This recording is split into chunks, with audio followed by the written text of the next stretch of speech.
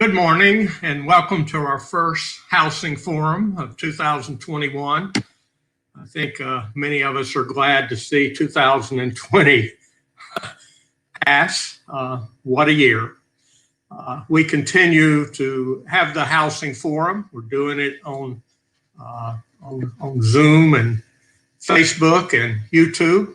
I appreciate that all of you are still showing up. An announcement, and this is after giving a lot of thought, we're going to move our quarterly housing forum to a bi-monthly housing forum. I would just remind everybody that we're still a volunteer-led initiative. It means more work for the volunteers and many of you who help us put the program together. But we're excited about doing these more often and being more timely in the program. This is part of the program where I usually get people to stand up in the room and give any announcements. I encourage folks to let us know and we can get the announcements in.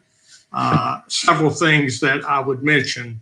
One is something we've talked about the last two housing forums. There's a group called SOAR who's really been organized around focusing on eviction relief. Our role is changing in that the money flow is changing, but we continue to meet. It again is a volunteer, primarily private sector effort to interface with the public sector. And I'll be talking about this a little bit more later in the program as we talk about new resources coming into the state. But we thank the folks who are working on SOAR. It's really been a labor of love. We also wanted to announce a new development in Atlanta region called the Atlanta Civic Circle. We all know that newsrooms are shrinking and many are shuttering publications. It really raises the question about the future of journalism and the media. I'm excited to share that a new nonprofit news website was launched this past week and will focus specifically on housing affordability and democracy. There will be other subjects that we cover in the future, but these are the two that I think are most timely and pertinent for us. So this is going to be a new resource, I think, for all of us. The Atlanta Civic Circle has a goal to partner with existing nonprofits in the housing field and collaborate with rather than compete with other media outlets. All of its content will be free to anyone to republish with attrition to the writers and to their readers. And I hope each of us can get involved and suggest areas around housing that should be covered. You see the website up now. Sean Keenan, who many of you know and often comes to the housing forum when we were meeting at the church. He's our lead housing affordability journalist, and I'm sure he would welcome your suggestions on what needs to be covered. You can find the announcement at the Regional Housing Forum site. We really are excited about this new resource, and I think as between meetings and as we're ready to follow what's happening in affordable housing, you'll be able to find it at the Atlanta Civic Circle. As many of you have no doubt been following, we have some developments locally and nationally that give us a bit of hope going into 2021. First, we're excited to see the adoption of the City of Atlanta's $100 million housing opportunity bond. Again, this is something the mayor committed to when she was running and as she became mayor. It's been hard work to get here.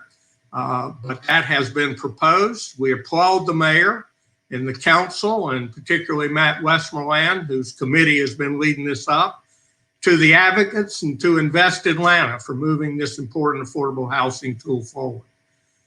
Expect more on this at a future housing forum. And I would just remind us that we're going into an election season. Seems like we just came out of one. But the mayor has just announced that she wants to run again for the office. And it's a time of accountability. So it's something for all of us to track, pay attention to, let the mayor know what we think priorities ought to be. Next, we're learning that there are efforts underway in Gwinnett and Cobb County to advance the affordable housing dialogue through a broad-based coalition, perhaps similar to the Housing ATL collaborative that many of us have participated in and are tracking.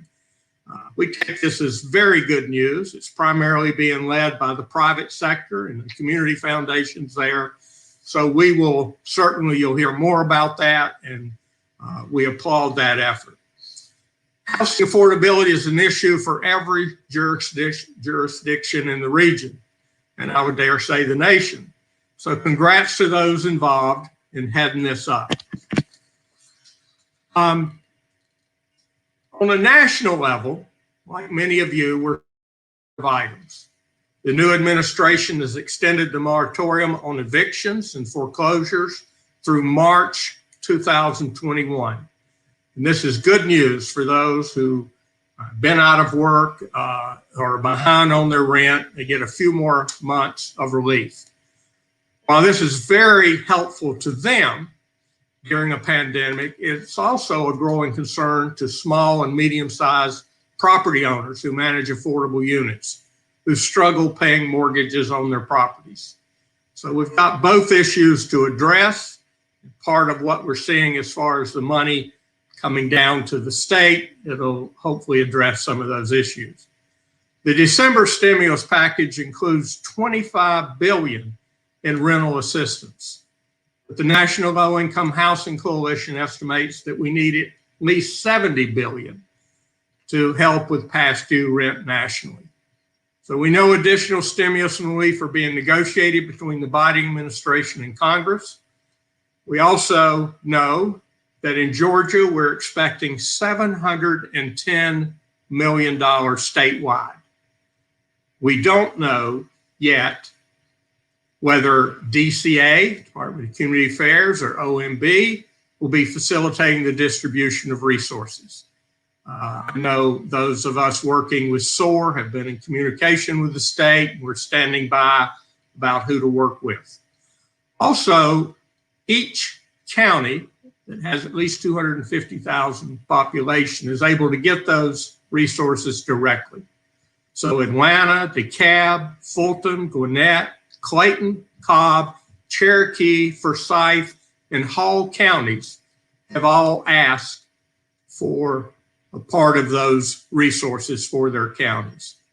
So again, this is a role that initiative like SOAR can interface with and really decide how public-private partnerships work.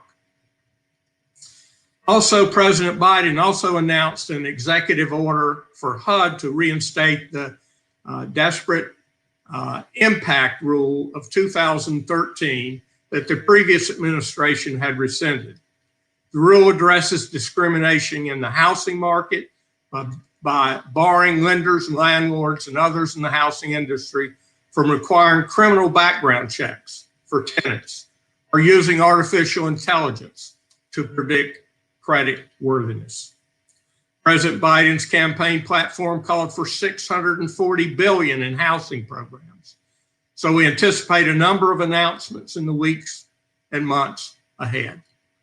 It's a fast-moving environment. We'll do our best to bring these relevant topics to our conversations here. Now, we always like to know who's in the room. So I'm going to turn to George to kind of get that survey up and identify yourself of which sector that you're working with. Good morning, Bill. Good morning, guest. As you know, the Housing Forum brings in a pretty broad spectrum of attendees, and we're using the survey tool right now. If you can use your mobile device, your phone, your tablet, your computer, and go to menti.com, that's www.menti.com, and it's going to ask you for a code. So enter the code you see on the screen, 159277. and answer the question. And you'll see a live update as folks are doing that. That helps us. We typically have a pretty broad spectrum, Bill, representing both the private sector, the public sector, lots of housing nonprofit organizations, concerned citizens. In the private sector, we see both finance industry, we see supply folks, we see real estate professionals. On the nonprofit side, we see housing counselors typically, we see nonprofit developers, we see service providers, a pretty broad spectrum. And you're seeing that play out live as people answer these questions. Pretty heavy nonprofit sector, as Bill, as you've noted, having the public sector here, the folks who are making those policies, it's good to have them in the room so they see live the conversations and the engagement of folks. So we're happy to have all of these players. Feel free to continue answering this question. And as we move forward, looks like we're already at 100. So pretty good representation, Bill. Excellent, excellent. And you know, one of the strengths, I think, of the Housing Forum is how diverse we are. And I'm particularly grateful that there's so many folks from the public sector. I mean, we're really looking now to the public sector to get these funds out to the community and help folks. So us all being at the table, I think, is really important. So thanks, George. And let me just remind people, don't forget to use the private chat for any questions that you may have of our speakers, and we'll track those. Okay, let's move on into our program. As of December 2024, we discussed more than a century of segregation and systemic racism in housing policy.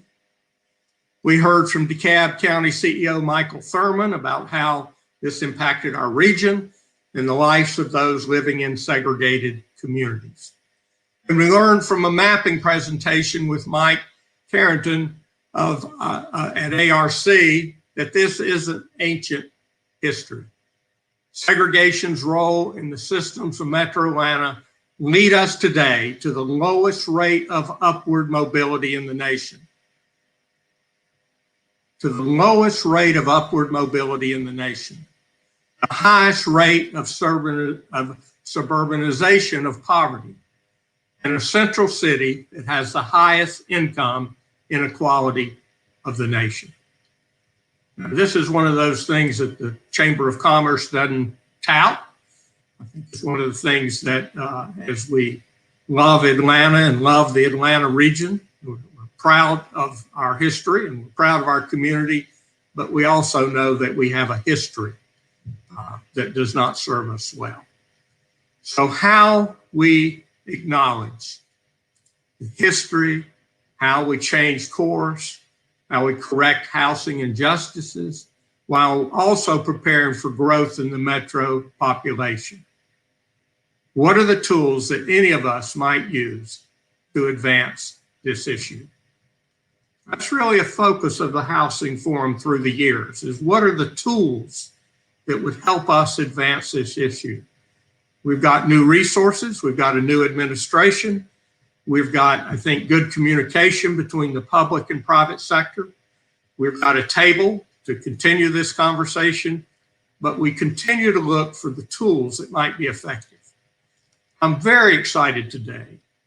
You're going to hear from Alderman Robin Rue Simmons on how her Midwestern city, Evanston, Illinois, is addressing housing injustices through reparative policy. Her city passed the nation's first funded local reparation policy for Black residents. The nation's first funded local reparation policy for Black residents. From there, we're going to pivot and look in Metro Atlanta and hear from GSU Assistant Professor Prentice Danzer. Prentice will share a collection of strategies and tactics to promote racial equity in local housing policy. And then we'll hear from Mike Carnathan again from ARC about the expected growth in Metro Atlanta housing demand, underscoring the need to make policy corrections now. So let's get started with our first guest. And let me welcome Alderman Robin Rue Simmons from Evanston, Illinois. Welcome, Robin. Thank you. Thank you, Bill. Can you hear me okay? I can hear you, and just in a conversation before we began, you said you trudged through 2 feet of snow in the Chicago area. So thank you particularly for being here under those conditions. I really welcome you to kind of tell us something about yourself. I didn't do a long introduction here. Kind of how you became an alderman, what motivated you to take on that job, not one that many people want anymore, and really how you moved your council to take this kind of action. So let me turn it over to you. Thank you again, Robin. Thank you, Bill, for the invitation. I'm happy to be here. We have a little Evanston growing in the Atlanta area, so that's nice.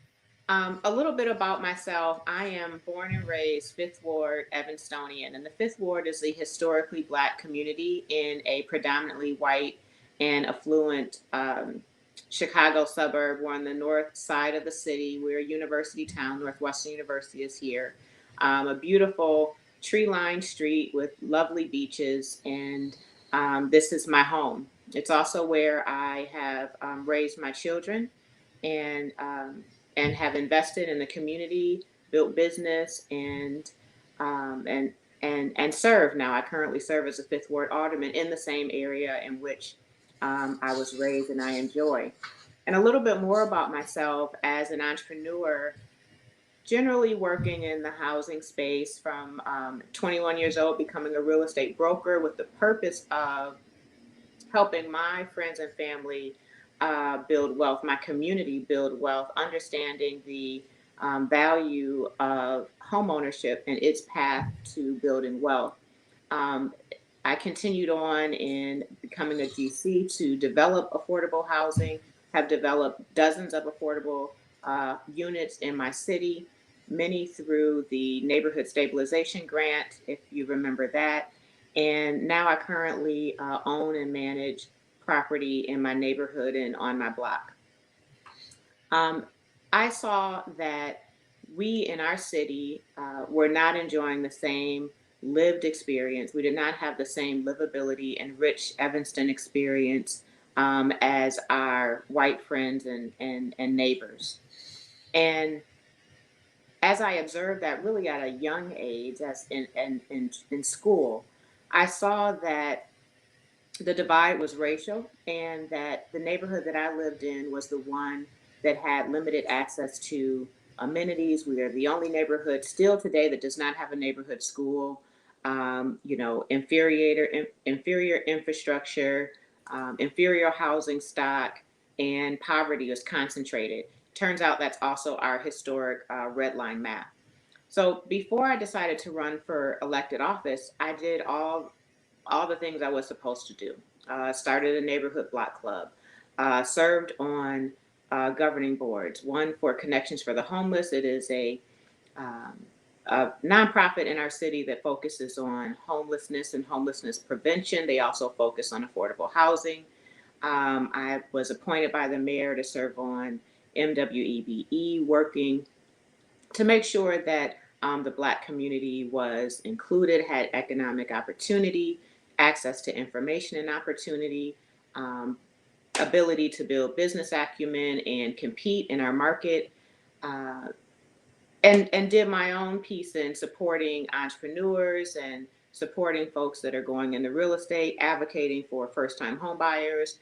And that led me to run for elected office, which I did in 2017 and won. And day one, I went into office looking on how do we bridge this racial divide in our city? Because we are a city that is celebrated for being very diverse, and we're welcoming and inclusive, but we are all of those things at the expense of the Black community. And although redlining has been outlawed and fair housing laws passed in 1969, our neighborhood is still the invisible map of all of those historic wrongs in our city. So I ran for for city council. And for the last almost 4 years now, or 4 years now, I've been working to advance reparative justice policies, and most recently, the nation's first funded reparation program, which is initially starting with a $10 million fund. That fund was always what I thought was palatable to get passed, but a nudge to the community on a place to start. So we're starting with $10 million. And for me to get the support of my council members, we have 9 city council members, a mayor, and a very engaged community. I left my grievances behind. I didn't need to tell the story. I led with the data. We all, want to examine the data, and we have it here in Evanston. We have on average, $46,000 household income divide between Black and white Evanston. We have in the Black neighborhood concentrated poverty, concentrated neighborhood crime, disinvestment, intentional disinvestment. I'm sure I'm not saying anything new to the audience here. It's like most American cities. And I thought that if we had so many policies and, ceremony really in resolution and proclamation that said what we are committed to uplifting and empowering the Black community, that we can put some action behind it. So really what I did to get support for the reparation piece was to remind us of our last proclamation that was ending structural racism. It was a proclamation that called out our role in slavery, enslavement in our city. It called out our disparities, our continued disparities, not just the historic, but current over-policing and other racial discrimination. And our goal is to be better than that. It is for the Black community to be lifted up. And here is an action plan. So I really just reminded everyone that we've tried every version of equity and inclusion and affordable housing. We had, improved our inclusionary housing ordinance. We had expanded our accessory dwelling. We have first-time homebuyer program, rehabilitation loans that are deferred and some forgivable, weatherization programs. We had many programs that were only sustaining our divide, only sustaining a oppressed Black community, only sustaining $46,000 household income gap and a declining home ownership rate, when we once enjoyed the highest Black rate of home ownership in any American city. And so we've declined now to 16% population in our city, and that trajectory is looking to increase. And we see with COVID how the financial impact is devastating the Black community. So for me, it was not too difficult. Our policy passed with a 8-1 vote at City Council, and we have broad support in the community, broad ally leadership in the community now, looking at ways that we can target and repair the damages in the Black community, since we are that community that have been intentionally discriminated against and oppressed. Incredible work, Robin. You must be in high demand. You very graciously gave us this morning, but are there other cities, other municipalities that you're working with? I mean, we're all trying to learn from each other and create associations and networks. Are there others that have come to you like we have to learn best practices? Absolutely. And so I should shout out my colleagues at National League of Cities. So as an elected leader, I am a member of a organization. There are over 2,000 cities represented, and many Atlanta area cities are there. Enjoy a friendship with the mayor of East Point. I don't know if she's here or not today. But I've had an opportunity to share what we've done in Evanston with that organization. And yes, other cities have reached out for more one-on-one support on how they might advance. The most recent is Amherst, Massachusetts, that has passed a reparation resolution in their city. I do believe we are still the only city that has designated funds. So we have a funded program Although we are still working on our remedy proposals, we do have one that has passed committee, and I'll tell you about that later. We do have some funding committed, and our fund comes from our adult use recreational cannabis sales tax. In our city, it's significant because we have 71% of our marijuana arrests were in the Black community. And as I stated, we're 16% of the community. So it was very appropriate that those funds be targeted to empower the Black community after years of damage and oppression and the discrimination that will continue to build on now that we have more Black residents that have criminal backgrounds. Of course, they will not have the same access to housing or employment or student loan access. And it damages families, and struggling families are not good for neighborhoods. And so this is how we are funding our program. Before we settled on that, I had other proposals, which included using our graduated real estate transfer tax. We had just passed the year before a premium tax on property sold over $1 million. Seemed that was appropriate since our case for reparations in Evanston is largely found in housing policy, zoning, in our city and in the city partners, not only in the policy, but the culture and practices that are documented here in Evanston. Is there any, and I want to encourage those that are our participants to pose any questions, and we'll try to answer some of those. In the meantime, is there anything like a housing forum in Evanston or in the Chicago area? Where do people come together and have this conversation?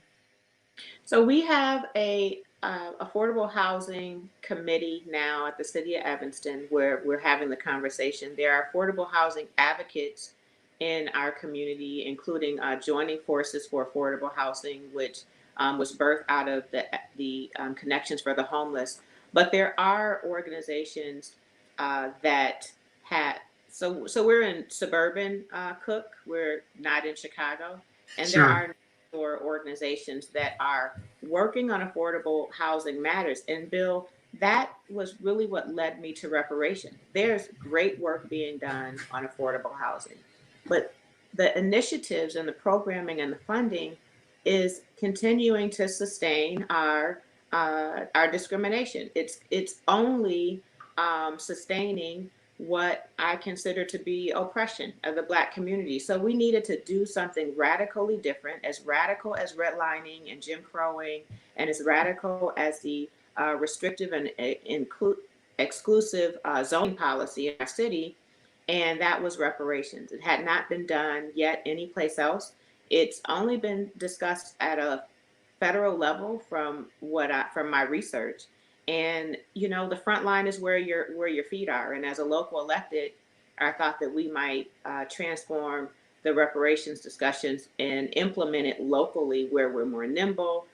We are a home rule municipality. We have the right to do with our funds and implement innovative policy. And that's what we've done here in Evanston. One other thing that I should mention is this focus on housing for reparations was led by our community. Our community led a discussion. It was convened by our Equity Empowerment Commission, another thing that we're doing well in Evanston. And there were hundreds of residents that participated and weighed in on what reparations could look like for Evanston. And we didn't lead in with that. It was a blank sheet of paper. What is reparations? And the residents overwhelmingly had some area of housing, whether it was access to purchase their first home or support to sustain their housing. We have over-assessed Cook County property taxes in our ward. We have obviously the damages of predatory lending, and we have old drafty housing stock in the Midwest, and houses are expensive to maintain, utilities are high, and so it was probably 1 out of 4 recommendations for what reparations could be in our city included something around housing. Housing being the most likely path to building wealth for any family. It would immediately help us sustain our Black community where we had an exodus of Black families that were moving to other communities for affordability. Atlanta is one of those areas. Further north and south suburbs in the Chicagoland area. And then it would also help us maintain a sense of place in a historically rich Black community. So we don't have a marijuana tax yet, maybe one day. Denise Brown, one of the participants, asked, how did you get the support of the real estate community for the transfer tax on real estate? And how much funds does that generate? That's a tough sell sometimes. We didn't have much pushback. Again, when we have a community that has a core value of affordable housing, it's difficult to then argue we don't want to look at actions and policies that help us fund and improve affordable housing. So there was some pushback, but not enough for us to pass it. I believe that was even a unanimous approval. And we have, at this point, it's generated several $100,000 at this point. Cynthia Lippert asked, where are realtors in your program? I know you are one, but how are you involving them in this work? So the realtors are not involved enough, and I haven't been a broker in many years, but that is what I would consider a stakeholder group, a responsible party, a industry that is part of the injury that needs to step up more. And we are in early discussions with the realtors associations here in our community for them to have more of an active role, not just in advocacy, but also in contributing in not only fundraising, but programmatically as well. I will say that we do have a organization, the Dearborn Realtors. They are a chapter of the National Association of Realtors. It's a Black real estate trade association. And they were a group that I reached out to. I'm sure there is an Atlanta chapter. They were very helpful for me to get a expert thought leader in housing, affordability, wealth building opportunities, and the history of damages in the housing space. And so they were one of the first to come and give testimony before the commission and later to city council. And their advocacy was really important. In addition, we have a Black museum in our city, Shorefront Legacy Museum, who played an important role. And I will send to you, Bill, what's now almost an 80-page document, which is our case for reparations in Evanston. Well, please do, and we'll get that up on the website so everybody has access to it. Tess Snipes, another person participating today, asked, have you gotten Cook County participated in reparation discussion, or is this more localized in Evanston? At this time, this work, Resolution 126 R19, is hyper local. But the state of Illinois just introduced reparations under the leadership of Rep. Will Davis. And that was just recently. It just recently happened. He introduced it with requesting $100,000 to begin to study and remedy it. The city of Chicago passed a reparation resolution in July of last year, just this past summer. They passed it in their Human Services Committee, and it is currently being led by Alderman Rod Sawyer and Alderman Stephanie Coleman. But even that resolution is not funded. Very early stages, they will need to begin to do the work on what repair looks like, and they'll need to start with some sort of budget. I think we all say in government that your budget is a moral document. And if you are not setting aside dollars or have a smart plan and goal to develop a fund, then it's more ceremony, in my opinion. And we've done that well. Black Lives Matter signs everywhere you go around Evanston. But if we have a exodus in the Black community, a decline in the home ownership rate, and expanding, discriminating, expanding difference between black and white wealth, the trajectory is off the charts in the direction that we're going. And now with COVID, unfortunately, it's going to be even worse than when I originally introduced this in 2019. So it was important that we really move beyond ceremony and that we moved into action, and repair, I believe, is the most appropriate legislative response to the anti-Black racism, discrimination, housing inequality that we have dealt with in this nation, not just in Evanston. I really appreciate how you framed this earlier. It feels like we're all running in place, but not making any progress. We're just holding. I'm wondering, Robin, when we use the term reparations, a lot of us have been timid to use the term.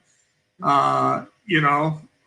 try to find ways to talk about it without actually talking about reparations. Now, you did your homework.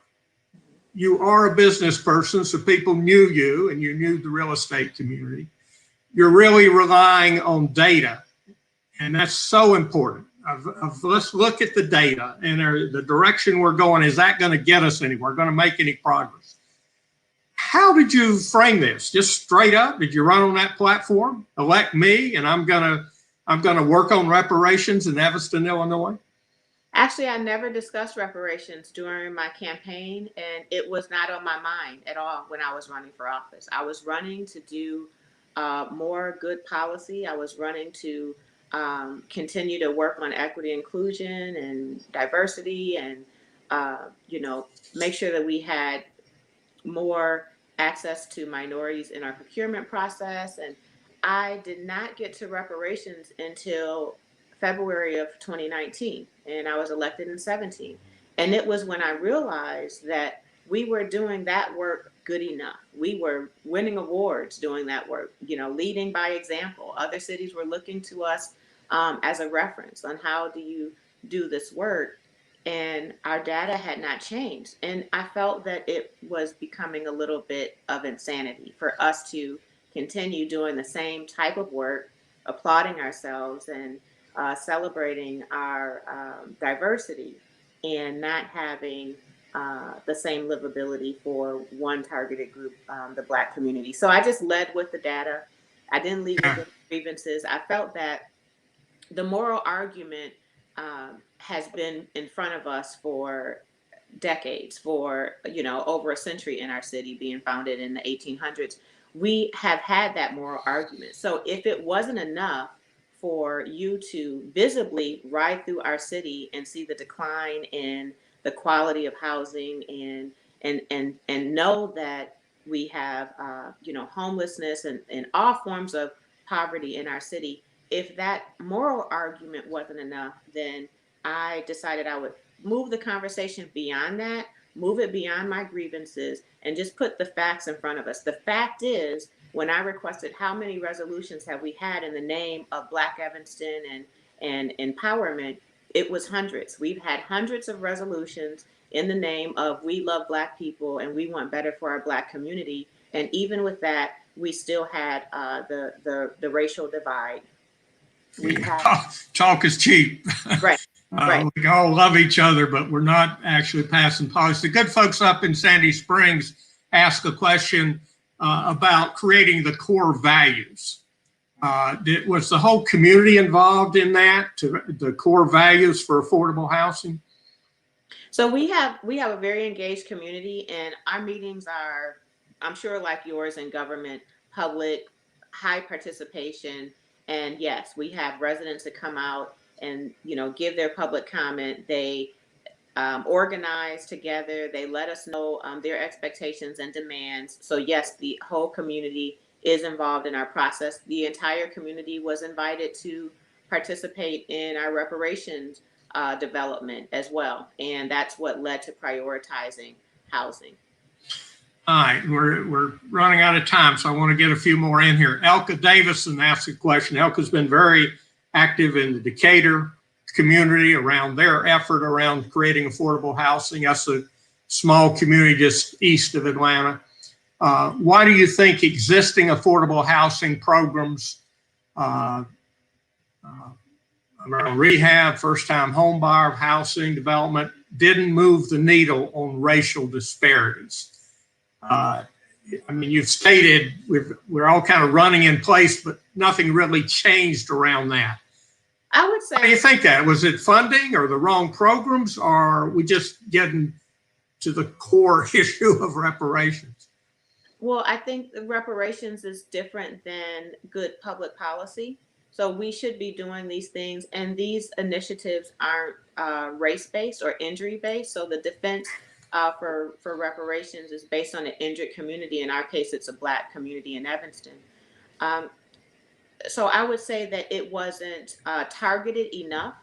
And then there's also this information gap. There's this opportunity gap. We're not accessing the information and the opportunities. What we found is when we did this public process on what reparations might look like, many of the recommendations were programs that either were dormant or were underutilized. And one thing that did that is actually pretty encouraging, it allowed us to get more existing programming out to the targeted communities where they were just unaware that there was a rehabilitation program at the city where we can help you with funding major improvement projects, deferred maintenance, property standard violations that is deferred. You know, they were unaware. And did you use the private sector as well as the public sector to get that information out? No, it was pretty much the public sector. So we use our city channels to get the information out to the community. And that's the area that we still have room for improvement as well, getting information to the community. And well, we can always improve on that. I was kind of getting to a real focus that we've had in the last year or two is about public-private. You know, what can the private do to fill in the gap or to help enhance a program that maybe the public sector can't do? One last question. Carolina Rodriguez asked, how will the community evaluate progress over time? I'm asking it for my recommendation is that we measure this by data, not by it feels better. You know, we've raised a Pan-African flag in the city, that it is measured simply by a increased rate of Black home ownership, a increased household income, less of a racial wealth divide. Simply, that's how you measure it. You don't measure it by any other narrative, by any feelings. You measure it by the financial wealth and the repair of the Black community that is tangible and measurable. You know, I worked in a food bank for years, and we had a saying, things that get counted get done. So counting is very important to know whether we're making progress or not. This is not the last you'll hear from us, Robin. I hope we don't be a pest, but we want to stay in communication. If we weren't in the middle of a pandemic, we would have invited you to Atlanta for a little milder weather, but we can't do that right now. But I think it's important, all of us working in our own area, learn about what others are doing, learn about how they frame the conversation, how they're measuring their progress, particular initiatives that might be transferred from one municipality to another. So I think through your network in in your public, your city's council group that you were talking about, that's a way for you to work with your public officials. Big fan of East Point, and we're working with them. So, I hope we'll find ways to work together that way. But I would really invite you to track us in our housing forum, as you track that, to make suggestions if you have any, and that we'll have you back. We'll stay in communication. Everything you've shared today will be up on our website. We look particularly for that 80-page research paper that we can track. But any last words for all of us who are very impressed with the progress you've made there? I would just say continue to collaborate. You know, I started off looking for best practices and better practices, And many of those are ideas that I have embraced and improved, but just continue to be collaborative, lead with the data, make sure that measurable impact is the goal. And you can't celebrate too early. Like even right now, some folks, oh, well, you solved all of the Black inequality in Evanston because you passed reparations. We still have not delivered that first reparation yet. And one thing that I should have mentioned, our first remedy policy is $25,000 up to $50,000 per household for Black residents to either purchase or sustain the home that they already have. And when that happens, and when I pull data and the data shows that we have increased our household income in the Black community, that's when we've made progress. So just stay focused on the impact and collaborate. Well, thank you so much. I don't know if you're able to stay with us because we may get other questions later on in the program, but Robin, thank you. Thank you for your leadership. It's not an easy to be a public servant today, as you know, and oftentimes people aren't relying on facts anymore. It's kind of, stories that we hear. So thank you very much for your service. Thank you. Thank you for having me. All right. Well, let's move on in the program. We have Dr. Prentice Dantzler of GSU. Prentice, thank you for being here. It's your first visit on the program here, but I know you're doing good work at Georgia State. Let me just ask before we kind of get to your presentation, any comments on what we just heard? Were you aware of what Robin was doing in Evanston?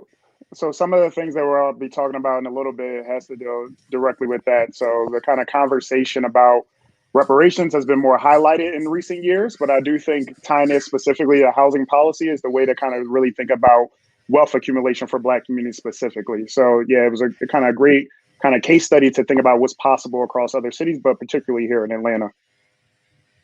And I know you've been in Atlanta for a couple of years. I don't remember us talking about where you came from, but how aware of were you of the dynamics in Atlanta, being kind of last on the list on upward mobility, having really been challenged around creating affordable housing? Yeah, so like a lot of my work, I'm originally from Philadelphia, and I've been doing a lot of work around public housing. So Atlanta is like the first city to actually implement public housing back in the 1930s. I was already kind of familiar with some of the housing issues here. There's a lot of good work, and a lot of urban scholars in my field have been doing great work on Atlanta specifically. But I've also been using it as a case study to look at other cities and rules and policies and programs that they have been doing to kind of curb some of the issues in housing policy. So while I am a very much newcomer, just hit a little bit over a year now, I am excited and kind of interested to see the trajectory of the city when it comes to housing, like solving the kind of global housing crisis. And I'm just going off in an area we didn't talk about, but as you kind of study best practices, where do you look? What are other cities that are innovative? I tend to look at where I'm located for one, right? So growing up in Philly had a lot of kind of issues without affordable housing. It's a different context. There's a lot of urban blight, a lot of abandoned buildings typically, but within the last 20 years, you see a regrowing and a reurbanization of people and capital within the city. So while they are going through, different processes of gentrification, some of the local policymakers were implementing better policies. So they had one policy around a gentrification bill where longstanding homeowners had a gradual increase in their taxes. And this was based off a program that they did a new tax assessment in 2014. The last time they actually did a tax assessment before that was in 1980. So a lot of the local homeowners, local communities, it was very much overdue. So a lot of the local homeowners were trying to react to seeing a tax bill that jumped 5, 6, 7 times their normal bills. So part of what that city council did was implement a gentrification bill to curb some of those housing costs and those immediate property tax increases. There's other places that it just really depends on the stock of housing. Here in Atlanta region, you have a very sprawled out housing market, a lot of single family houses. Where in Philly, I was interested in knowing that we have a lot more multifamily units up there. So when moving down here, I was like, oh, you don't have a lot of multifamily units compared to some other cities. So there are ways in which kind of I tease out the differences across the cities to think about what's possible in each place. Excellent. We often talk about a toolbox or kind of a roadmap of what tool could we pull out. That's really what I was talking to Robin about. They've created a tool in Evanston. This is really what we've asked you to share with us, your thoughts, and knowing that tools are used for particular times, particular purposes. Yeah. We're going to look at the progress over the last 10 years, 2 years, 1 year. But let me turn it over to you to share your research and some of those toolbox items that you've found. All right, I appreciate that. Let me share my screen.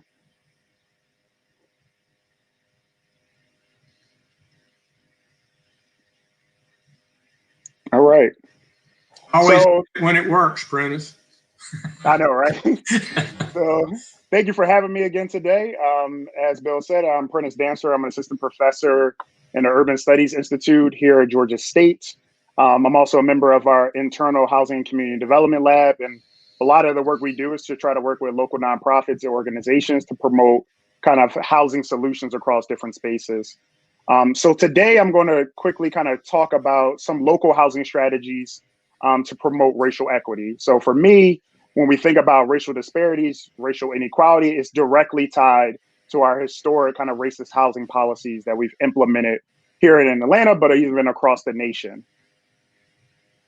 So for a few acknowledgements, really thinking about some of the work that went into kind of creating this toolkit, I was approached by James Alexander, president of Mercy Housing Southeast, and we began that kind of conversation thinking about, is there a resource for people to kind of really think about different tactics and strategies for kind of around desegregation, right? And a lot of why we talk about desegregation is based upon, we know that segregated, higher, wealthy, or affluent communities are also kind of bastions of like resources and amenities, right? Better schools, better access to different amenities and resources within our own neighborhoods.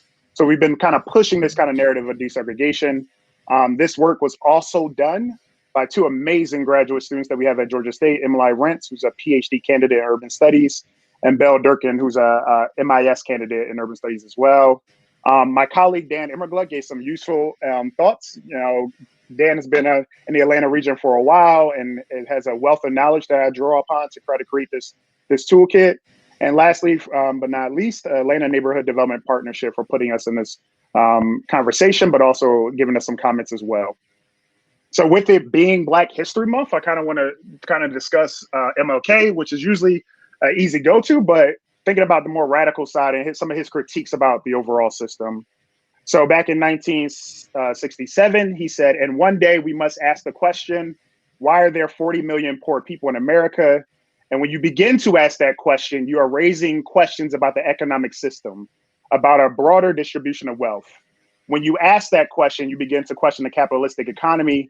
And I'm simply saying that more and more, we've got to begin to ask questions about the whole society.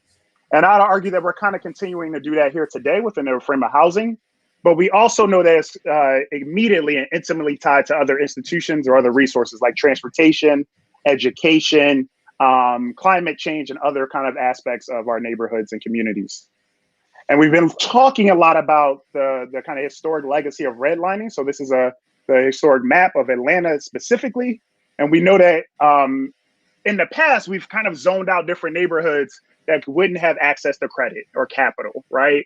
And now what we're seeing in the city and in the region is kind of this kind of re-urbanization of wealth within the central city, but also how it's displacing different communities beyond their local neighborhoods and going kind of forward.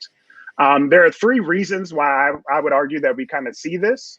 One is that we have a re-urbanization of capital and people. So while a lot of people historically fled to the suburbs, we see a lot of people returning to the central cities, right? Where there's a lot of job opportunities. People don't want to travel as much. So you see this kind of re-urbanization of people, but also capital coming into your central cities across the country. But specifically here, you can visibly see it in Atlanta. The other piece about it that it's a lot of cheap access to capital, right? So like thinking about how many people are putting down payment assistance or certain mortgages. There are mortgages that people don't even have to have a down payment with 0%, as long as they have a slightly higher interest rate on their mortgage. And really thinking about that, you have this kind of cheap access to credit, but even that is not equitable across different racial groups or even across different class groups.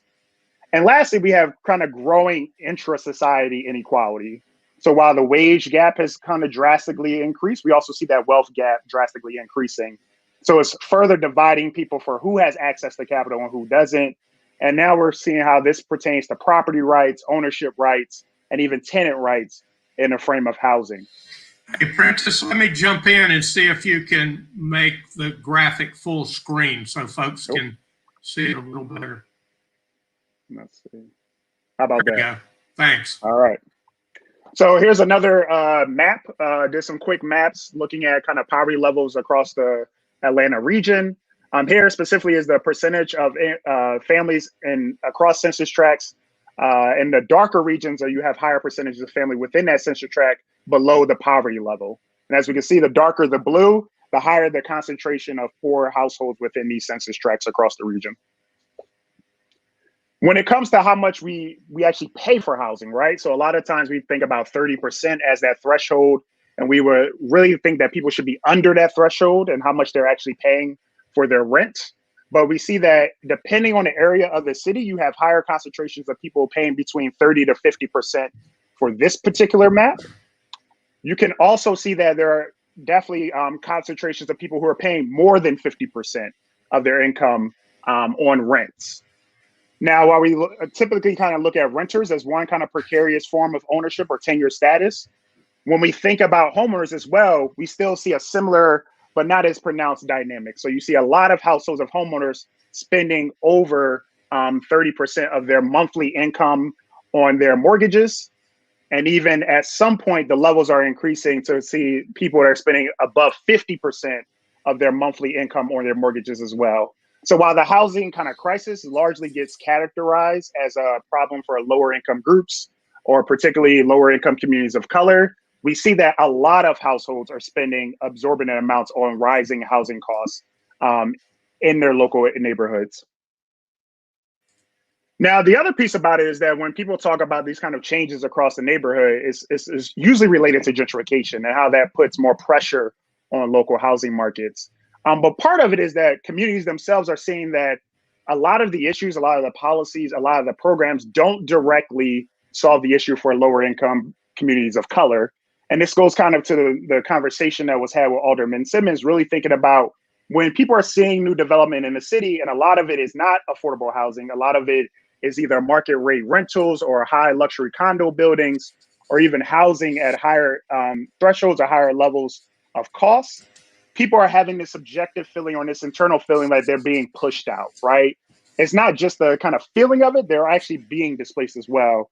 And we understand that there's a big tension between the race and class argument when it comes to housing. So before I came to Atlanta, I was doing a stint in Toronto and like looking at their housing policy. Part of the reason I wanted to do that is think about more kind of what we think about as a more progressive country and seeing if they have some of the same issues or tendencies of the United States. And what I found is that even in Toronto is one of the most kind of expensive cities in the world, a lot of housing issues. What they're doing right now is thinking about this kind of housing tenure across the spectrum. So when we think about affordable housing, that is only one frame, as we can see on this kind of spectrum of housing options, where we need to think about it across different state statuses or positions in one's kind of life, right? So people that are experiencing homeless to emergency shelters, transitional housing, all the way up to market home ownership. And while we can think about the very much need for affordable housing, there are other areas that we also need to bring attention to because just doing one will not solve the overall housing crisis that we're talking about. So part of what we did today was to create this kind of toolkit that you'll all have access to, including this presentation, to really think about some local housing strategies to promote racial equity. And again, these are kind of sectioned off into different strategies and different tactics that I would argue that we could actually use here in Atlanta to think about to curbing some of these issues or alleviating some of the housing pressures upon different kind of class and racial groups. So overall, we kind of divided this up into kind of 3 frames to think about how can we think about getting us closer to racial equity, right? And we do understand that racial equity is not just a goal or an end goal, it's an ongoing process. And specifically here today, we're talking about housing, but I would also argue that when we talk about the kind of housing crisis, we need to also think about the segregation of education, right? So there's a direct link between housing segregation and even kids being segregated within schools. And we also know that how we kind of have our varied financial dynamics for how we fund public education, we're going to continue to have these kind of conversations.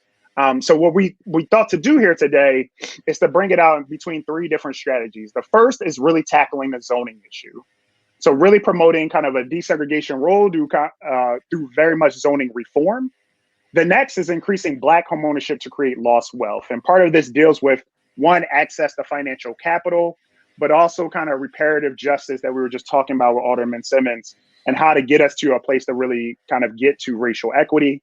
And lastly, we have a bunch of subsidies in place, but we need to reform some of those and then actually implement some accountability measures, right? We can talk about some of these tools, but without some meaningful legal accountability measures, then we don't hold kind of actors accountable, whether it's developers, affordable housing developers, even private citizens in these spaces. So the first piece, when in the kind of toolkit, when we're looking at zoning reform to reduce segregation, the 2 things we point out is this kind of eliminating exclusionary zoning. So this is getting rid of single family zoning across the region. Part of this is that we've kind of isolated or let kind of affluent communities to be their own spaces. And when we're thinking about equitable resources, those communities tend to have a stronghold on all resources when it comes to other institutions there locally. The other piece in terms of what we thought about was like mandatory inclusionary zoning. And this goes to some of the things that have been done here locally in Atlanta. For example, across the Beltline, there was a kind of allocation that 10% should be for allocated units, affordable housing units at 60% of the area median income or 80% of that area median income. But to have any type of meaningful mandatory inclusionary zoning, you should have at least 20%. 10% or 15% doesn't do enough. You should have at least 1/5 of that dedicated to affordable housing units. When we talk about increasing Black homeownership to create lost wealth, we also need to increase access to mortgage capital, right? And this goes about really creating partnerships with local community development financial institutions, credit unions, your local banks, because they usually typically have a better relationship with local citizens, but they also tend to be more accountable for actually delegating some of the loan programs for these groups. In addition, there needs to be a kind of whole structure of how we get people into buying home ownership, right? And part of the push towards home ownership is to understand that is the #1 way that wealth is created in this country. So for first-time home buying classes and loans, when I was in Denver, before Toronto, I was in Denver, there were programs that were set up between different private mortgage actors and even different community groups around education for mortgages to access different mortgages. And what would happen is that people would go into these classes, sit through a 3 or 4 hour session, and then get special access to different private mortgage companies and have some reduction in their rates as a result. And mortgage companies private mortgage companies out there liked it a lot because it increased their inflow of people that were ready to buy homes.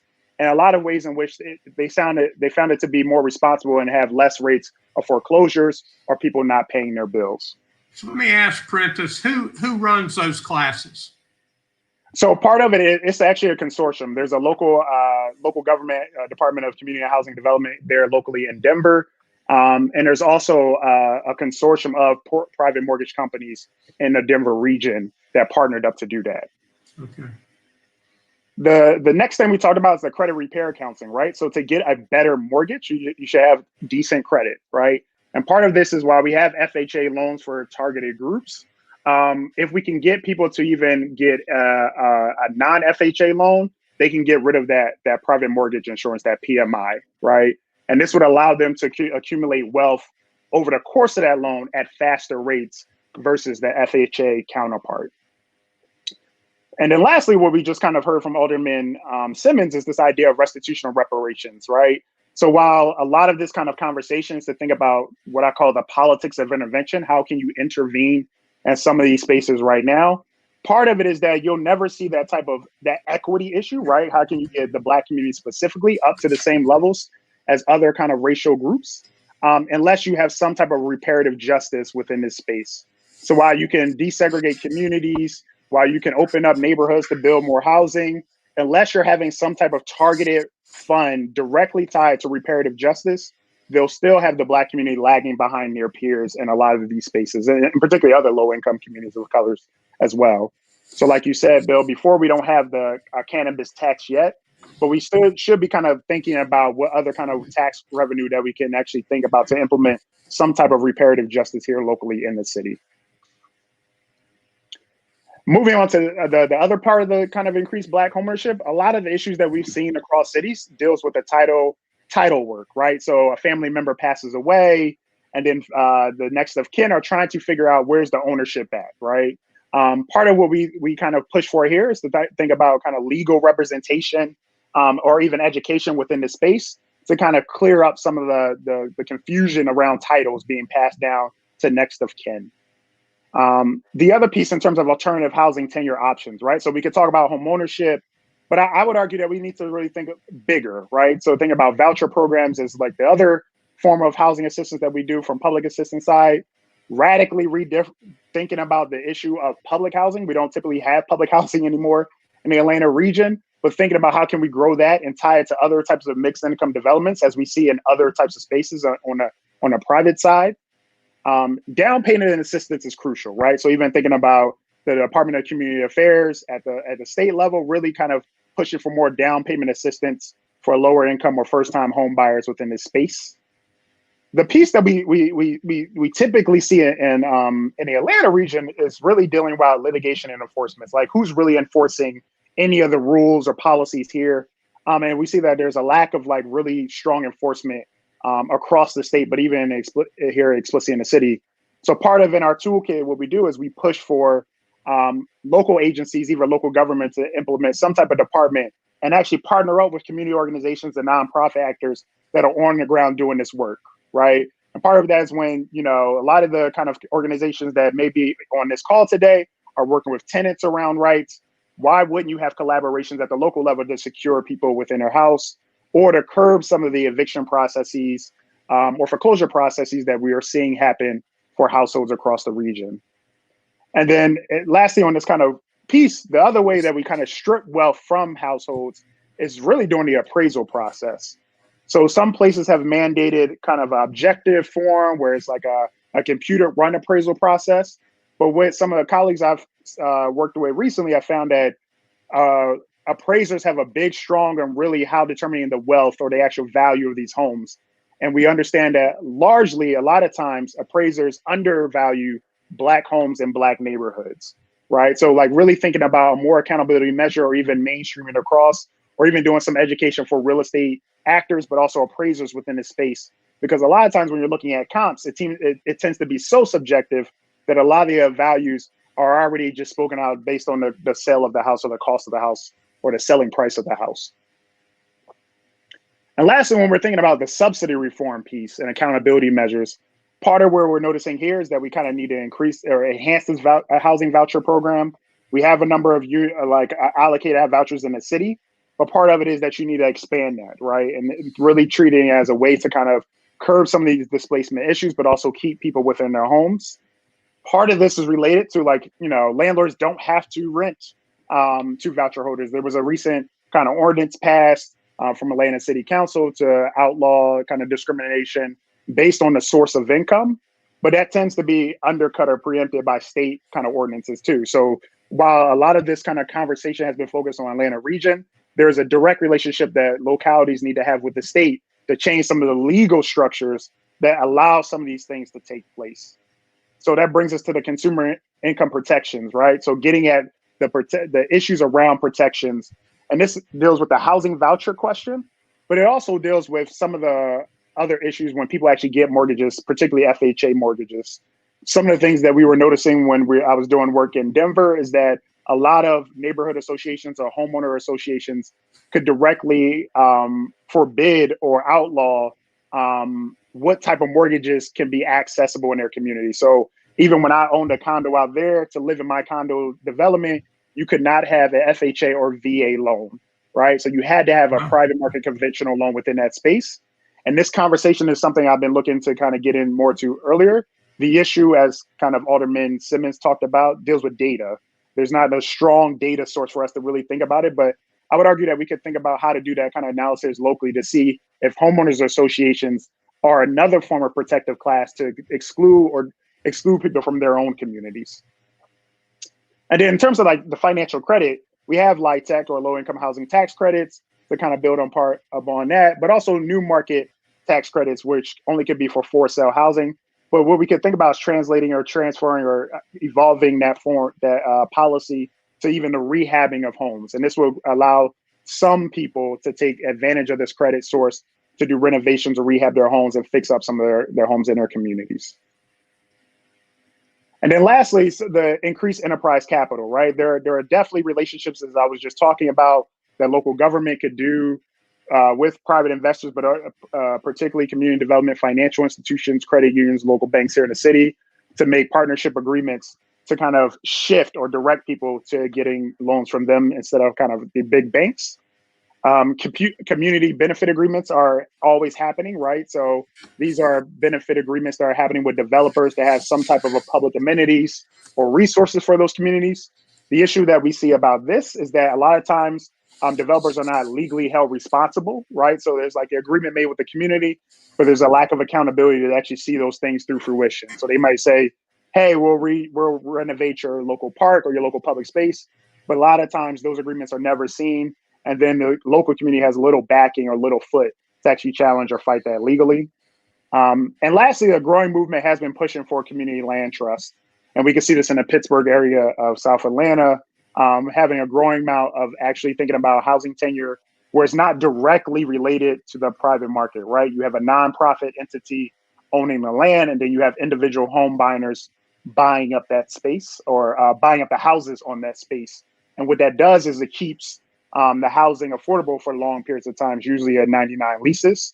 The thing that we push for in this toolkit is not to have it concentrated in particular places, but allow the region to have it across a citywide community land trust, right? So nonprofits can think about different spaces across the city to take hold of the land itself and then build housing or rental properties on top of that for new homeowners or homeowners and also renters within that space. And then the kind of big lessons I really want to push today is that you can't just pick one policy and kind of push for that without thinking about it in tandem with other spaces, right? So like none of the suggestions I have here today by themselves in an isolated targeted policy approach will solve our housing crisis. Policies need to target individuals, neighborhoods, and the housing system in tandem. And a lot of the ways in which we're thinking about solving the crisis, I would say we're not really solving the issue, right? A lot of people, I always tell my students, like a lot of homeowners fight with each other, just like a lot of parents fight with each other because they're trying to occupy particular spaces for their own benefit. So I would say that a lot of the tactics that I'm sharing here today alleviate some of those problems. But as we'll see in the next kind of conversation, there's a drastic need for more affordable housing. And then really kind of rethinking the role of government and housing provisions. We've had different instances across history where the federal government sanctioned a lot of the racist housing policies that we've seen that have drastic impacts upon Black communities.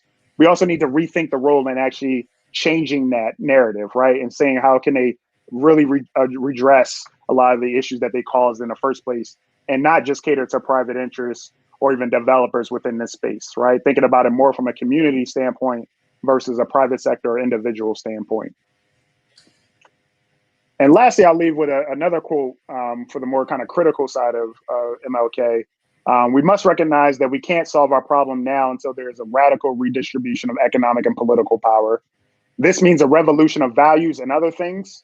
We must see now that the evils of racism, economic exploitation, and militarism are all tied together. You can't really get rid of one without getting rid of the others. The whole structure of American life must be changed. America is a hypocritical nation, and we must put our own house in order. And thank you for having me today. And I'm looking forward to the questions and conversation.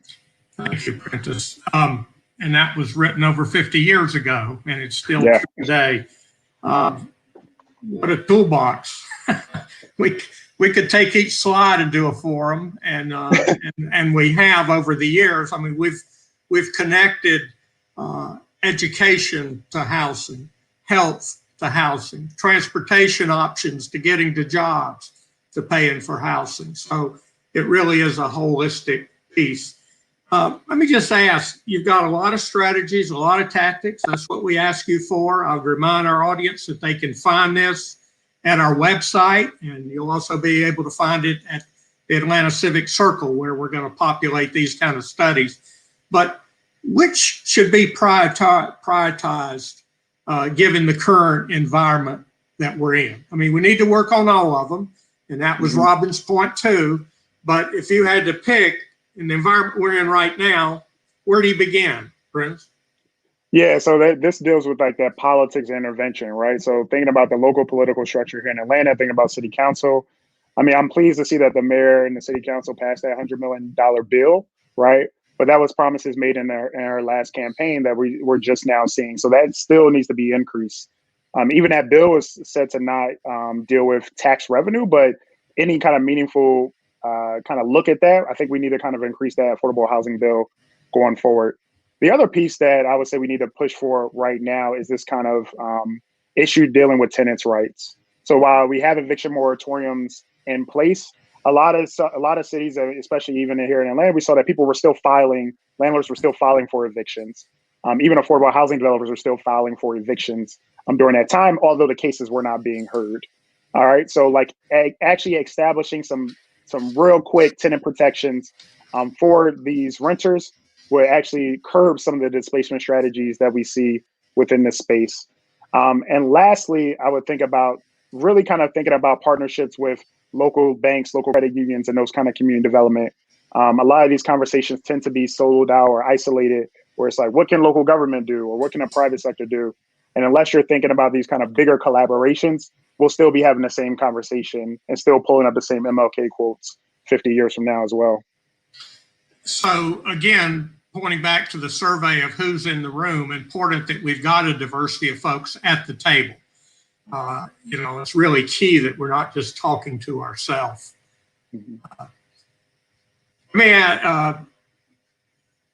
I'm looking for how does Dr. Danzer operationalize affordable housing? How do you move from professorship to actually getting this stuff on the ground? I know you get asked that one a lot, Prentice. Yeah, so I started off as a public housing scholar and then got bigger into my housing space. Typically, when we're talking about affordable housing as dictated by bonds, that is usually 60% of the area median income of those neighborhoods. Part of what this kind of conversation, I'm glad that kind of question came up, that you usually that only caters to a particular group. So that kind of level of affordability tends to be outside of a lot of incomes of households. So while we're pushing for more affordable housing development based on the guidelines of LIHTC and other kind of policies and programs, the other piece of thinking about enhanced voucher programs or rent controls within the local area too needs to be had in that conversation, right? So everybody doesn't qualify for an affordable housing unit based on their income. So where are the other types of spaces that we can house people that don't make enough to pay for some of the extreme rents that we see in the Atlanta region? And that really gets to, and again, we've had forums on this, is where's the innovation in housing? We got tiny houses and container houses and accessory dwellings. Anthony Grant asked a good question. In terms of creating more affordable housing, how vital is it for the role of developers? Especially as we talk about inclusionary zoning, public funding ordinances. You reference Denver, where the developers, or Philadelphia, where the developers at the table. Yeah, so one of the first meetings that I did in Denver around the housing issue was with the local Urban League chapter there, and they actually had a Black developer come in to talk about his experience really working with local communities, but also city government and producing more housing. And I will always remember this. What he said was like, I'm going to build housing regardless. So it's up to the local government to tell me where I'm going to build it within its neighborhood. Because he's like, I'm out here to make a buck.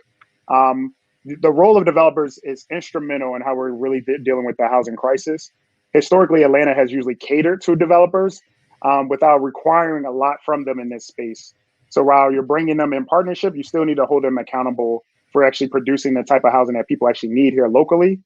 And it gets back to the other question that we'll talk about in a minute, is like, what is the housing stock that people actually need given the demographic changes? And I would say part of that is like you have to bring in different types of developers that don't just do affordable housing, as we talked about, but also market rate or even lower income units. We have 100 more questions, Prentice, but we're going to move on today. Again, I would focus, tell people to go to the website. We'll certainly have you back. A great resource to our region. Thank you for your work, and wish we had more time, but we'll come back. Stay with us, and I think Robin's still with us. Let me just segue a little bit, because you referenced one more speaker, and that is going to be Mike's going to come back and talk about growth in the region. But before we do that, I want to share some information about how we continue the conversation. I know we're living in the age of COVID. I know that it's hard for us to get together. We're not seeing each other face to face. We're all trying to figure out how to continue the conversation between meetings. So we're going to try. We're going to be doing beta testing for small group conversations following each forum this year. Meaning after the forum, then there's going to be a conversation later. Our friends at KB Advisory Group, which was the Bleakley Advisory Group, we've been known, will be leading an effort to convene a Zoom meeting 1 week after this forum. So that'll be on February the 6th. In these Zoom meetings, attendees will be divided into small groups for conversation, and then we'll bring that conversation into the big group. So everybody who's listening today, everybody on our email will get an invitation, and I hope many, if not all of you, will participate. It's not enough for us just to give a great program every other month. What's important is that we stay in communication throughout the week and the month and the year. So I want to thank the good folks for trying this out. We'll see who participates and what comes out of it. So I'm going to pivot now to Mike Carnathan, our go-to guy at ARC. Mike, we've heard a lot today about best practices in some other regions. We've heard from the professor about the tools that we could access. As we look to the future, what should we look for, Mike? All right, yeah, let's get it started, Bill. Thank you. And I'm going to share my screen. And let me make it full screen. Okay. I trust that if you're not seeing what I'm seeing, that somebody will let me know. But again, my name is Mike Carnathan. I'm with the Atlanta Regional Commission. And what I'm going to do today is, since I'm batting cleanup, is I'm going to try to stitch together the different threads of the narrative that we've heard today. And I'm going to do that in a couple of different ways. So the first thing I'm going to do is try to talk about the housing affordability ecosystem, sort of bring us back and ground us in the housing affordability situation we have today. So sort of talking about the status quo. And then after that, I'm going to talk a little bit about the future of the Atlanta region. We've heard Dr. Dantzler and we've heard Alderman Simmons talk about what equity means in housing policy. And what we're looking at the Atlanta Regional Commission in terms of our forecast is, well, you know, our future is going to be driven entirely by persons of color. And so these equity discussions we're having today, this just has more urgency to them because it's really time to start talking about our equity challenges and really start acting on it. So I'm going to kind of put those challenges kind of in plain sight. And then finally, I am going to talk about sort of a nearer term housing demand forecast that was done by the KB Advisory Group, Ken Bleakley's shop. It's going to look at sort of, again, the short-term forecast for housing. And again, this is going to be a status quo forecast. It's going to say, okay, if we just want to if we want to continue the way that we are today, how much housing are we going to need to build in the next 5 years? And I'll give away the punchline here. We're not building enough. And so I'm going to really kind of ground us in that. And then hopefully that'll, sort of open up our brains to really thinking about not only the affordability challenges we have, but also the equity challenges we have in providing enough housing. So I'm going to get started, and I'm going to go through these first slides very quickly. This is just looking at building permits. And you'll see that the building permit activity is holding steady. It didn't fall off the cliff like we were expecting it to at the beginning of the pandemic. But the simple fact of the matter is holding steady is not nearly enough. And we're going to talk about that. Our housing inventory, so what's out there that's available, is very, very low. In fact, it's the lowest it's been really in the last 5 years. And then if you compare Metro Atlanta to, the 50 other large metropolitan areas, we're near the bottom of the pack in terms of just listings, so inventory that's on the market. And you'll see this orange line, well, that's the U.S. average. So we're pretty well below the United States average in just our inventory that's out there and available. Now, at the same time, our demand is average.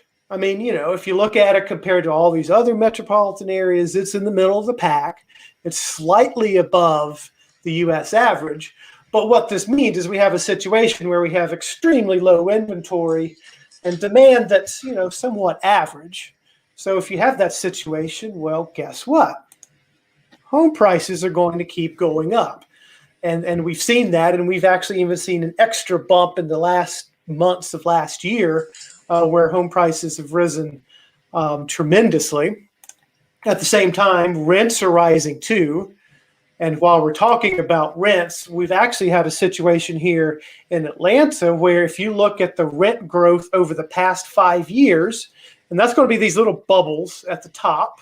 I know this is an overly complicated chart. Bill knows I love making overly complicated charts. But you'll see that over the past 5 years, the rent growth in Atlanta has increased 26.5%, which is more so than any of these other peer metros.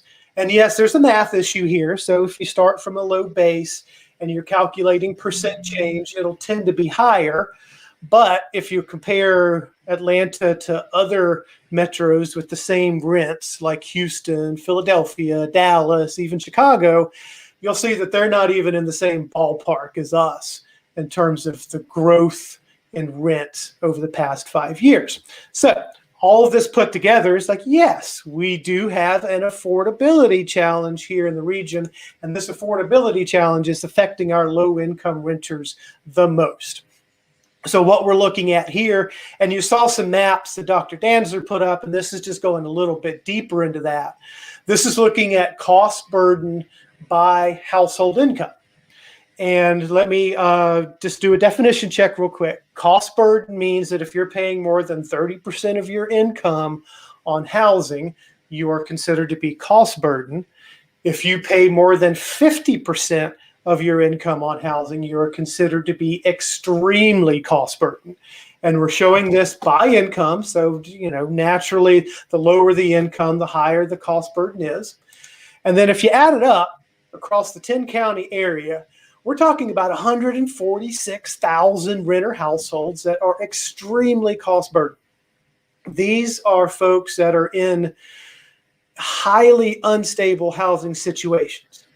And so, here at this forum and here in my, and just my day-to-day dealings, everyone always asks, okay, well, what's the number? What should we be thinking about? What is the need that's out there? And well, one simple answer is, well, look at the 146,000 renter households that are extremely cost burdened. That's probably a pretty good target to shoot for.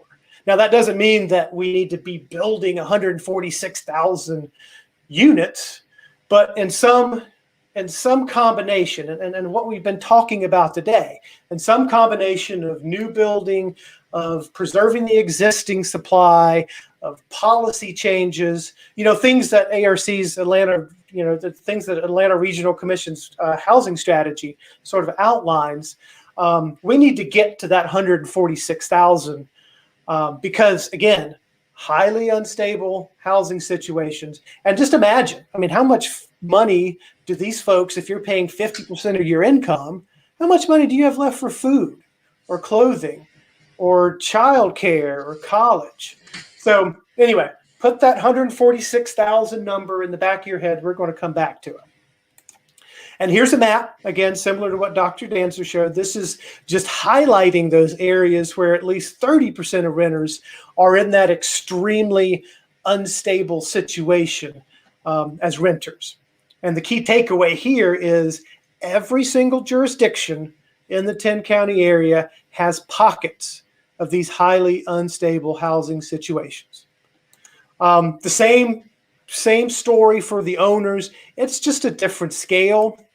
But again, we're talking about 87,000 owner households who are extremely cost burdened. And again, it's affecting the lower income bands more. All right, so put that number in the back of your head and we'll return to that later too. Now, let's talk about the future. And we're going to start off talking about the future by looking at our immediate past. And so, in other words, these are the folks who have moved here recently. And here I'm just kind of separating out the out of state and abroad and people moving from abroad from all the other movers. And what you see is the majority of people moving to Metro Atlanta are persons of color. So 65% are persons of color, 35% white. And so that's been sort of the situation that we've had here in Metro Atlanta for a while. And Mike, let me just for clarification, are we talking about the 10-county area? This right here is going to be the 10-county area, yes. Okay. Now, where are they moving from? And this is from Redfin, and it's really looking at clicks. So it's percentage of Atlanta search, it's percentage of Redfin users searching from different areas. So again, it's a piece of information. Don't take this as gospel. But according to Redfin, of the people who are at least interested and potentially moving to Metro Atlanta, about 50% of those are coming from New York, Washington, and Los Angeles. Very expensive housing markets. So they're bringing with them a bunch of cash and the ability to bid up home prices here locally. And so that's exacerbating our affordability challenge. Now, as we look further into the future, we're expecting about 2.5 million more people to move to Metro Atlanta. And here, Bill, this is talking about the 20-county area. Okay.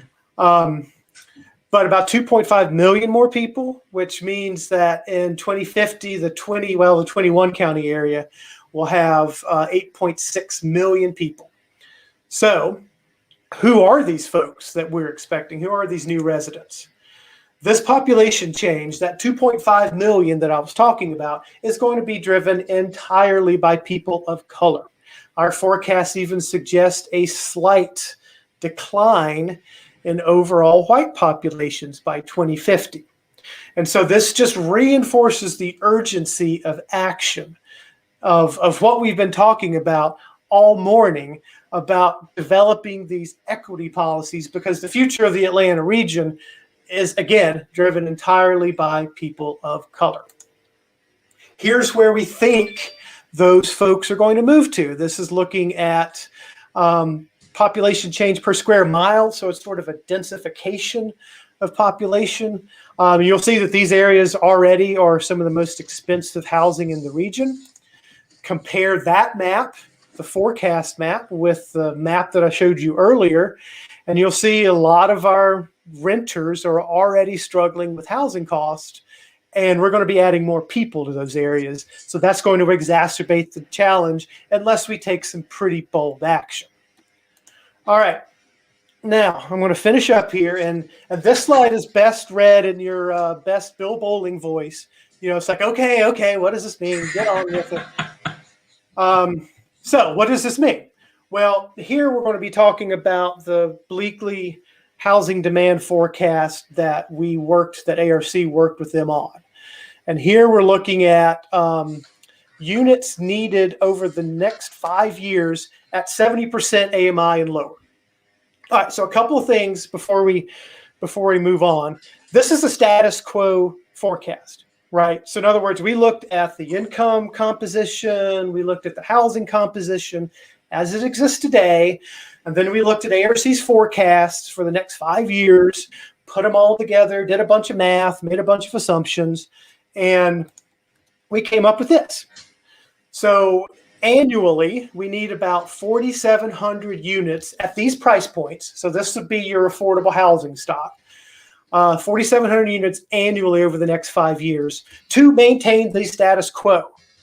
And I'm going to say that one more time. We need 4,700 units annually to maintain the status quo. Now, if you're a regular viewer of the Housing Forum, you're not here for the status quo. And so what does that mean? I mean, what kind of gap are we talking about? Well, go back to that 146,000 number that we talked about for cost burden renters, or the 87,000 cost burden owners. Is this going to be adequate? No. Again, this is looking at status quo, and that kind of gives you an idea of the challenges we have ahead of us in adequately meeting our affordable housing demands. So this is 70% AMI and lower. Now this next one's going to shock you a little bit, because here we're looking at 70% AMI and higher. And here's where we see that we need 31,000 units annually to satisfy the upper ends of the income bands. Now, one thing about a housing demand forecast that's based on a status quo is you do have to sort of, if you're going to get the appropriate housing mix by income bands, you have to use that. What we did is we used that 30% of income number to determine appropriateness. So that's why you see so many units at these higher income bands that's needed. Now, does this mean that we should only be building high income housing? Absolutely not. What it does mean is that we have an overall housing gap that we are not meeting. And here I'm going to finish up on this slide. So if you add up the housing demand numbers that I've shown you, the 4,700 for the 70% and 70% AMI and lower, and then the 31,000 for the 70% AMI and higher, you get to a number of 36,000 units needed annually. Now look at what we've been doing over the past 5 years. We haven't been coming particularly close to that goal. So we've really, over the past 5 years, underbuilt housing by about 58,000 units. And we all know how hard it is to introduce new affordable housing to the market. So that just exacerbates the challenges we have for affordable housing. And given the fact that what our future in this region is going to be, driven entirely by persons of color, and given what the other speakers have said on this call today, we have to take some pretty bold action to at least just meet the housing demand that we have, not to mention the affordable housing challenges on top of those. So, Bill, I'm going to turn it back over to you for any questions we may have if we have time. All right, we're running a little short of time, but George will put some questions up. Again, from our good friends in Sandy Springs, what is the AMI? Is it different from each county, or were you assuming? Yeah, so I mean, that's, simple question, complicated answer. And of course you have me answering it, so I'm going to complicate it further. Now, every county has its own income, it has its own median income, but typically what we look at is the HUD area median income. That's what AMI stands for. And it changes every single year, and it's based on I think it's based on a 3-person family, and that AMI for the Metro Atlanta is like 80,000 now, or somewhere around 80,000. And that's what's used to determine HUD funding at different levels of AMI. So I hope that answered the question. Yeah, that's good. I'm going to move us along. Again, all the data that Mike is sharing will be up on our website, and I'm sure you can find it. Our website is based at ARC, but you can go straight to ARC and get any of this data. And kind of going back to Councilman Simmons' point, we've got to work with data. Can't work with just stories. So this is going to become more important every day, right? So thank you very much. In the interest of time, I'm going to move along. We sent out a survey recently to each of you, and we asked you, and we can use technology in this way, we asked you what were the priorities? What are the things that you are interested in us addressing at a housing forum? George, are you there? You want to say anything about these? Yes, Bill. Hey, thanks. So we did ask in several of our recent emails for folks to take a look at the topics we were planning on speaking about in 2021 and give us your ranking. And for the most part, there's some strong similarities in the rankings. Folks are interested in the technology, innovation, everything around the tiny houses, the prefab homes, etc. A lot of interest in making sure we continue to focus on the region, not just the city of Atlanta. Big interest in single-family home ownership, closing that wealth gap through home ownership. Obviously, given the eviction environment we're in, tenant and home ownership rights, homelessness, supportive housing, zoning reform, et cetera. So pretty close, Bill. We also got a number of topic ideas, and frankly, some were submitted more as comments than anything else. So folks wanted to hear more about community safety, home equity theft scams. For example, NeighborWorks America's got a great website on home ownership and home equity theft scams. Encourage you to Google them. Working together as a region on affordable housing, literally counties and cities physically working together on a plan, right? Support for land trust, aging seniors in place, making better landlords. So lots of interesting ideas, and frankly, Bill, lots of interesting topics for potential coverage from our friends in the media, including the Atlanta Civic Circle. We'll turn it back to you. Okay, thank you, George, and thanks for everybody's ideas. We'll try to incorporate as many of those as we can. We're in a very dynamic marketplace.